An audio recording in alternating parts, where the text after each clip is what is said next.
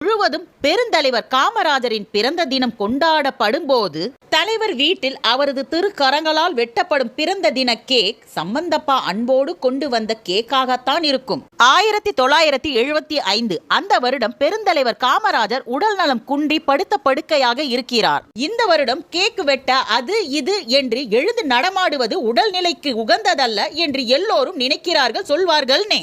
சம்பந்தப்பா வழக்கம் போல் பிறந்த நாள் கேக் கொண்டு வருவாரே, அதனை ஏற்றுக்கொள்ளவில்லை என்றால் அவர் வருத்தப்படுவாரேன்னே. பரவாயில்லப்பா, கேக் வெட்டலாம் என்கிறார் தலைவர். அது அவர் கொண்டாடிய கடைசி பிறந்த தினம். தம்மிடம் அளவற்ற பாசமும் பிரியமும் வைத்துள்ள ரொட்டிக்காரரின் வேண்டுகோளை தட்டக்கூடாது என்கிற அன்புடன் தலைவர் மிகுந்த சிரமத்திலும் பிறந்த தின கேக்கை வெட்டினார். இதுதான் கடைசியாக வெட்டும் கேக் என்பது யாருக்கு தெரியும்? தலைவர் மறைந்து விட்டார். ஆனால் தலைவர் இன்று இவ்வுலகில் இல்லை என்றாலும் அவர் பசுமையான நினைவுகளால் அன்றும் இன்றும் என்றும் மக்கள்